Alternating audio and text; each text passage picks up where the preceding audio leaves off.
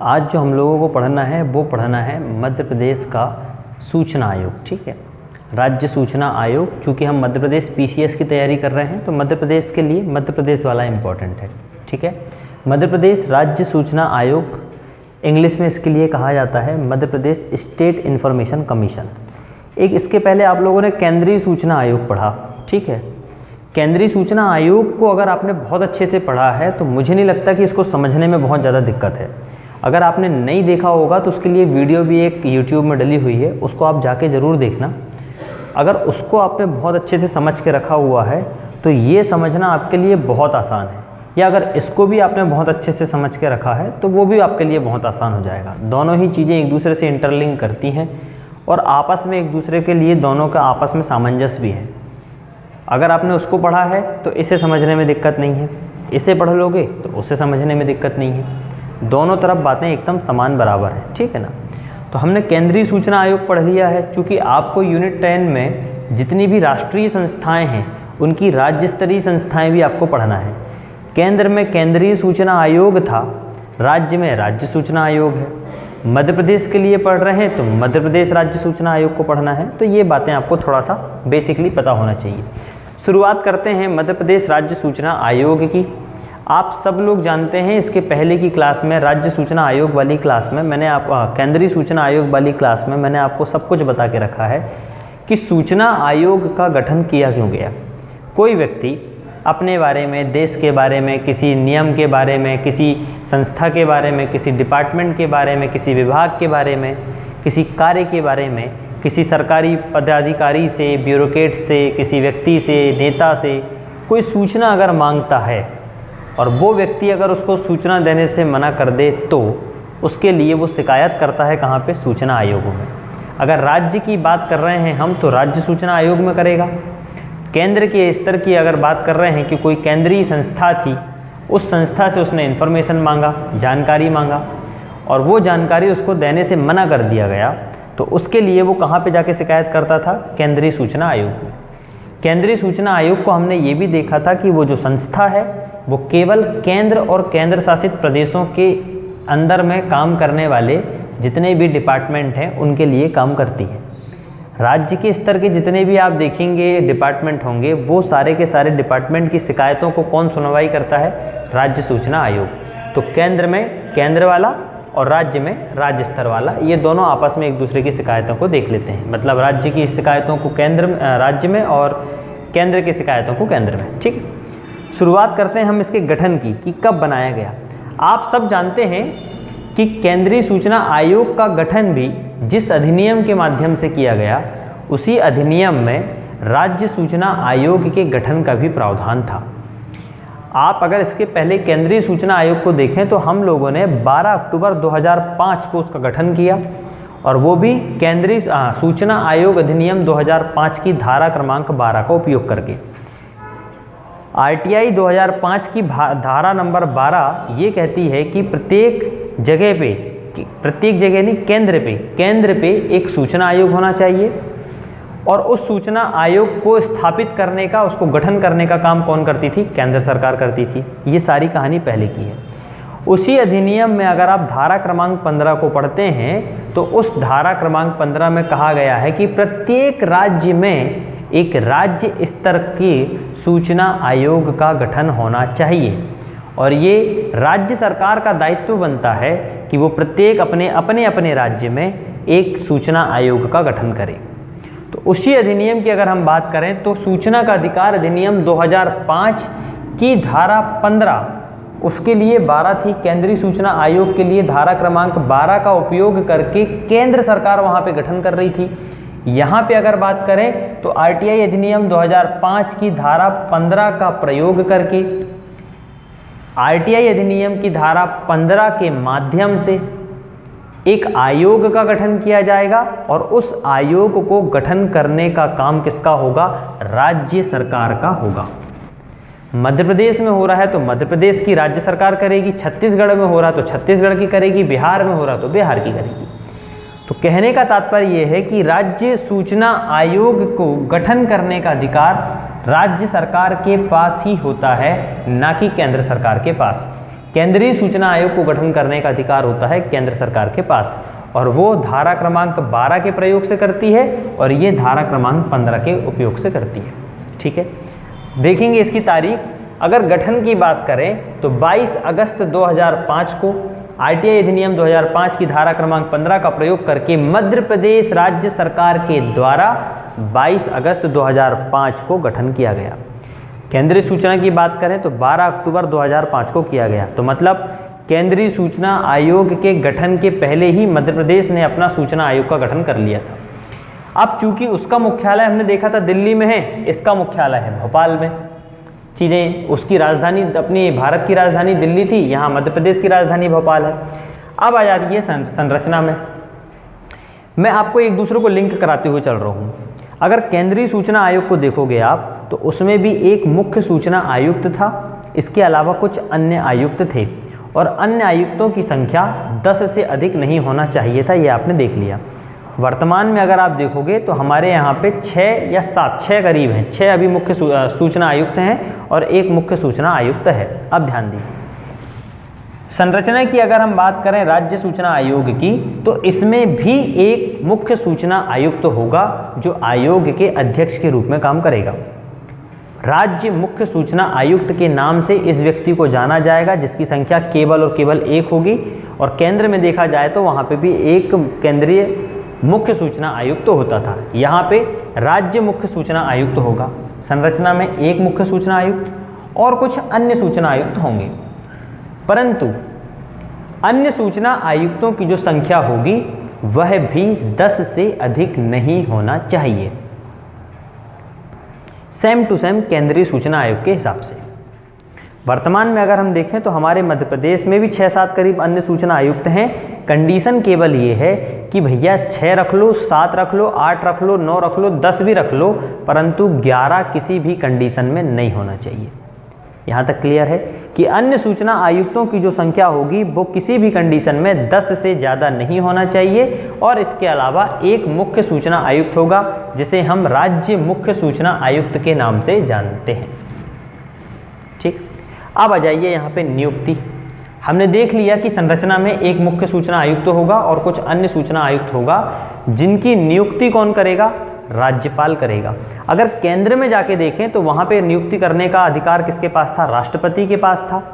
और ये बात मैंने आपको पहले भी बता के रखा है कि बहुत रेयर कंडीशन में कुछ आयोग ऐसे होंगे जिनकी नियुक्ति राष्ट्रपति या राज्यपाल करता है, अध्यक्ष या सदस्यों की। ऐसे ही राज्य सूचना आयोग की अगर बात करें तो इसके अध्यक्ष और सदस्यों की नियुक्ति करने का काम राज्यपाल को दिया गया है, परंतु केंद्र में अगर देखोगे तो वहाँ पे राष्ट्रपति स्वविवेक से किसी भी व्यक्ति को सूचना आयुक्त गठित नहीं करता था।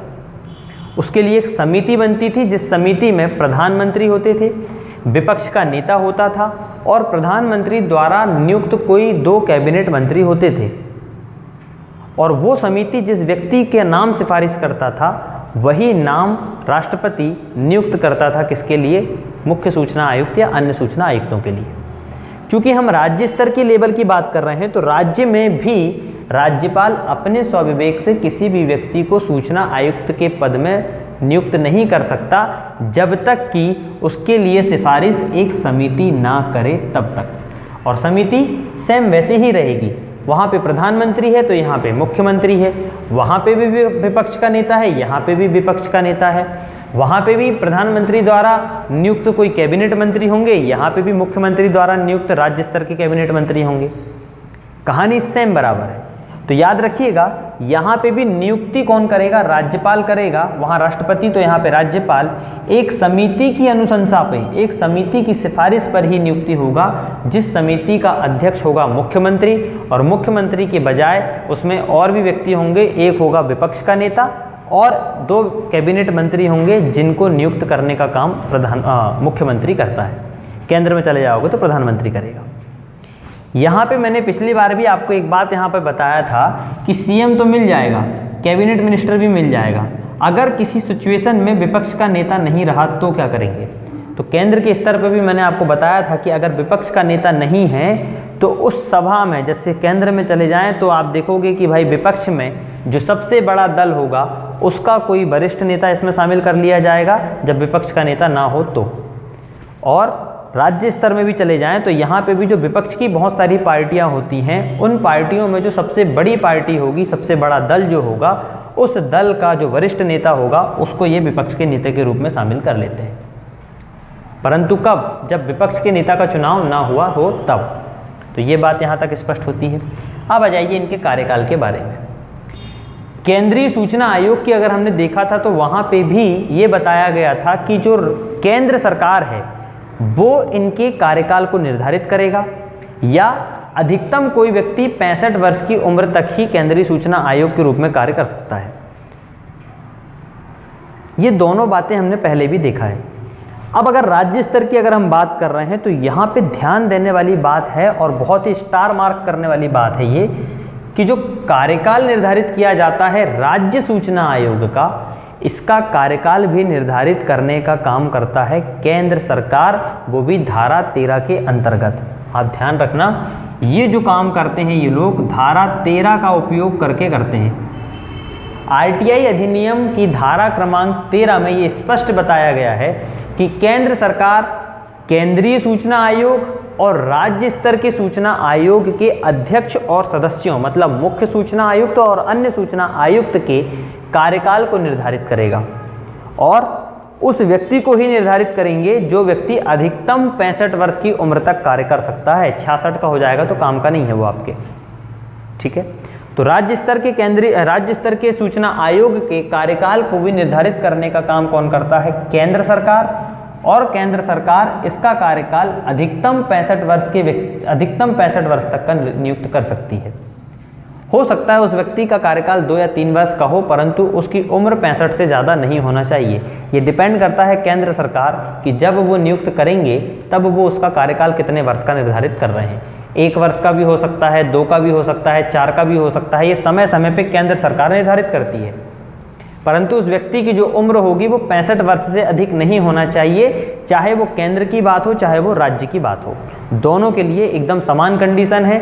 और इनके जो कार्यकाल होते हैं, इनकी सेवा शर्तें होते हैं, इनके जो नियम कानून होते हैं, इन सबको निर्धारित करने का काम केंद्र सरकार को दिया गया है। और ये सारी पावर इसको आरटीआई अधिनियम 2005 की धारा क्रमांक 13 से मिलती है। तो कार्यकाल निर्धारित करने की ताकत धारा क्रमांक 13 में है। सेवा शर्तें, आप देखो नियम कानून और इनके जो भी वेतन भत्ते हैं, ये सब निर्धारित करने का काम भी कौन करता है? केंद्र सरकार, वो भी धारा क्रमांक 13 का प्रयोग करके।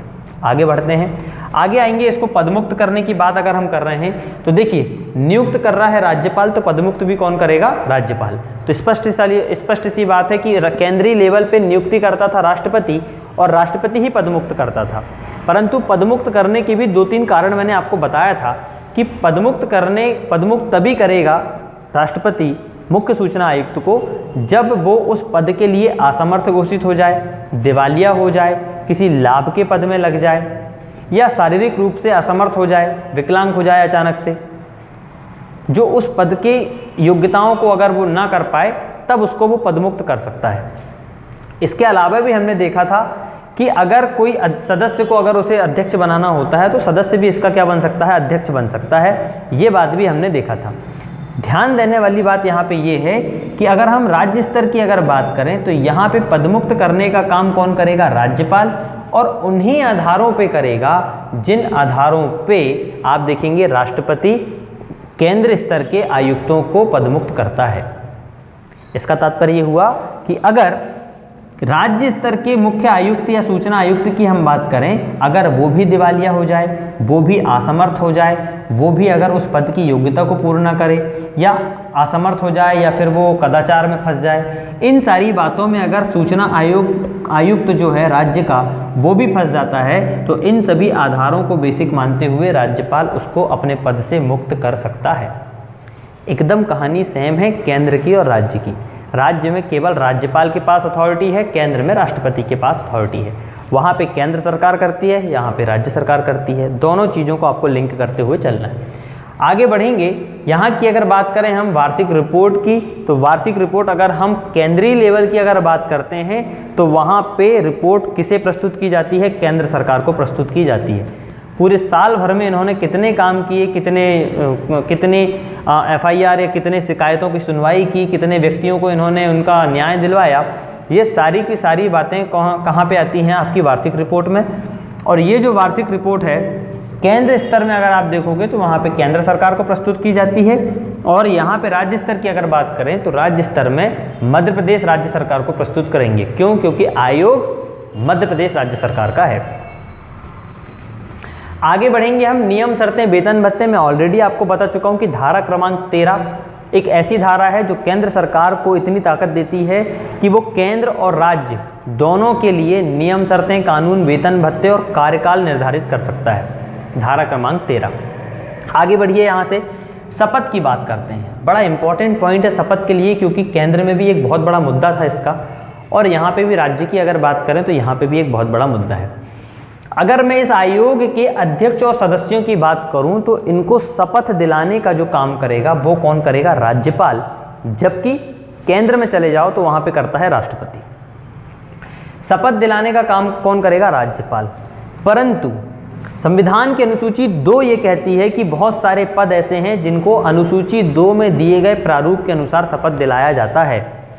परंतु यहाँ पे हम लोगों ने पिछली क्लास में भी देखा था कि RTI के जो कमिश्नर हैं, मतलब मुख्य सूचना आयुक्त हों चाहे सूचना आयुक्त हों, इनको शपथ दिलाने के लिए जो प्रारूप बनाया गया है, जो शपथ लिखी गई है, वो अनुसूची क्रमांक 2 जो कि संविधान में दी गई है, अनुसूची क्रमांक 2 से नहीं लिया जाता, बल्कि RTI अधिनियम 2005 की अनुसूची 1 में इन लोगों की शपथ का प्रारूप दिया गया है।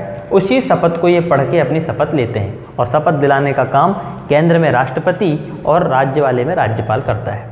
दोनों बातें आपको यहाँ पे पता होना चाहिए। एक बात और यहाँ पे आती है कि अगर किसी कारणवश राज्यपाल तुरंत में उपस्थित नहीं है या उस राज्य का राज्यपाल अभी नियुक्त नहीं हुआ है, तो ऐसी स्थिति में आप देखेंगे कि किसी अन्य व्यक्ति के माध्यम से भी शपथ का प्रावधान करा लिया जाता है। कराने के साथ साथ वो व्यक्ति इनको क्या दिलाएगा? शपथ दिलाएगा। ये बात भी हम लोगों ने पहले भी समझा है और अभी भी हम लोगों ने यहाँ पे देखा। परंतु जो शपथ होगी वो संविधान की अनुसूची 2 की बजाय RTI अधिनियम 2005 की अनुसूची 1 में जो प्रारूप दिया गया है उस प्रारूप के अनुसार उसकी शपथ होती है। यहाँ तक बात क्लियर है। बाकी अब कुछ फैक्चुअल बातें की बात कर लें, जैसे कि प्रथम अध्यक्ष की बात करें तो मध्य प्रदेश राज्य सूचना आयोग का जो प्रथम अध्यक्ष है वो TN श्रीवास्तव रहे हैं। पहली बार जब आयोग का गठन किया गया था 22 अगस्त 2005 को, तो 22 अगस्त 2005 से लेकर शायद ये 1 साल तक रहे हैं, 1 साल तक अध्यक्ष रहे हैं।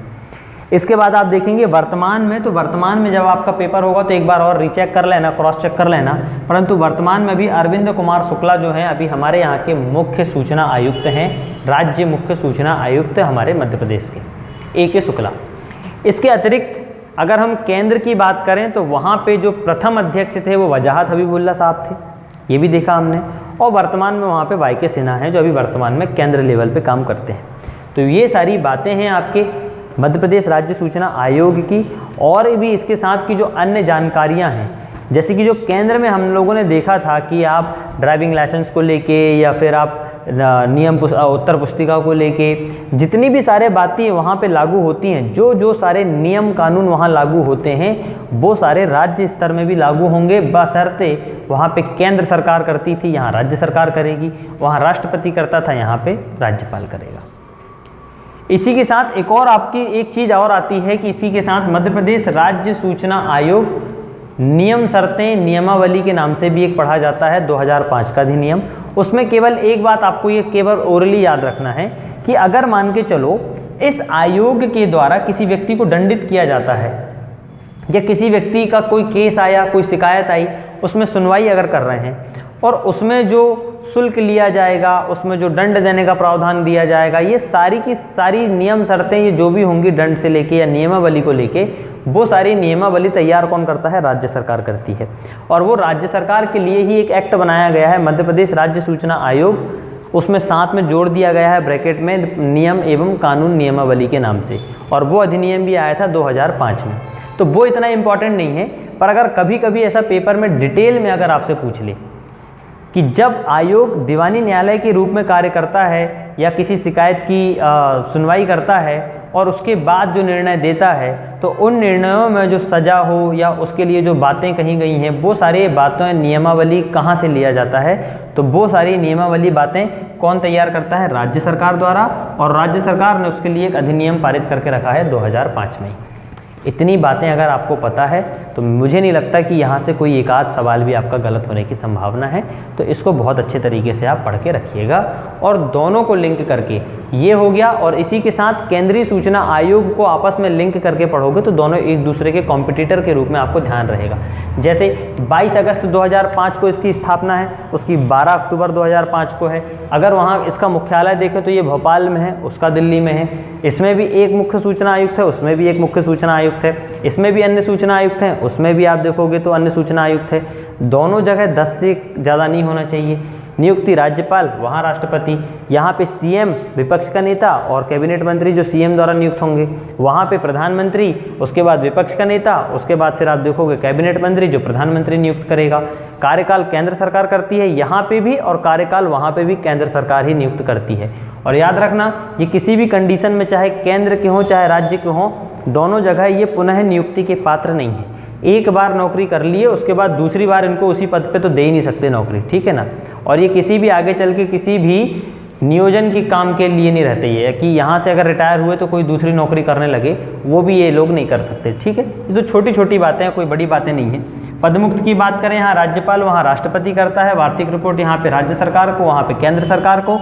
वेतन भत्ते यहाँ पे भी केंद्र सरकार करेगी और वहाँ पे भी केंद्र सरकार करेगी, धारा क्रमांक 13 के अंतर्गत। बाकी पहले दूसरे नाम तो ये तो सब आपको पता है। शपथ यहाँ पे राज्यपाल, वहाँ पे राष्ट्रपति। अगर राज्यपाल या राष्ट्रपति ना हो तो उनके द्वारा ही कोई किसी व्यक्ति को कह दिया जाता है कि भैया आप दिलवा दो, कोई दिक्कत नहीं, उसके लिए राज्यपाल या राष्ट्रपति उसको परमिशन देते हैं। बस शपथ का प्रारूप आपको ध्यान रखना है कि शपथ का प्रारूप RTI अधिनियम 2005 की अनुसूची 1 का है, ना कि संविधान की अनुसूची क्रमांक 2 का है। तो ये है आपके मध्य प्रदेश राज्य सूचना आयोग के बारे में।